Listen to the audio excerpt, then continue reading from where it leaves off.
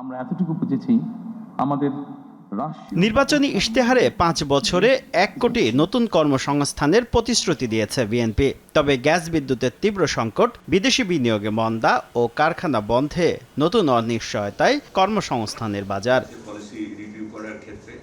বর্তমান সরকারের 6 মাসের কর্মকাণ্ড পর্যালোচনায় গবেষণা সংস্থা সিপিডি বলছে, সরকার দায়িত্ব নেওয়ার পর এ পর্যন্ত অনেক কারখানা বন্ধ হয়েছে, চাকরিহারা 1.5 লক্ষের বেশি মানুষ, গ্যাসের অভাবে হোঁচট খাচ্ছে সার উৎপাদন, সমাধান খোঁজা হচ্ছে এলএনজিতে। জানিয়ে ক্ষোভ জানান সিপিডির সম্মাননীয় ফেলো দেবপ্রিয় ভট্টাচার্য।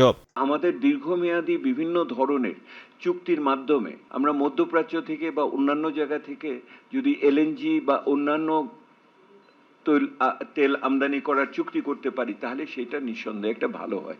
আমার মনে হয় যে এখানে যতখানি না ঐক্যমত্যের অভাব, তার চেয়ে অনেক বেশি যে সমস্ত তথ্য উপাত্তের ভিত্তিতে একটা বৈজ্ঞানিকভাবে করা উচিত, সেটার অভাব আমরা দেখতে পাচ্ছি। সিপিডি বলছে, চলতি অর্থ বছরে প্রায় 7 লাখ কোটি টাকা রাজস্ব আদায়ের লক্ষ্যমাত্রা ধরলেও ঘাটতি থাকবে প্রায় 1.5 লাখ কোটি টাকা। মাথা পিছু ঋণ $48,000 থেকে বেড়ে দাঁড়িয়েছে $55,000। এমন প্রেক্ষাপটে পে স্কেল বাস্তবায়ন না হলে রাষ্ট্রীয় কাজে বিঘ্ন ঘটবে বলে মনে করেন দেবপ্রিয় ভট্টাচার্য।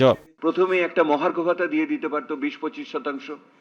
20-25% দিয়ে সে প্রার্থনা করতে সময় দেন, আরেকটু আমি বিবেচনা করি এটার ভিতরে, সেই সময়টার ভিতরে হতো।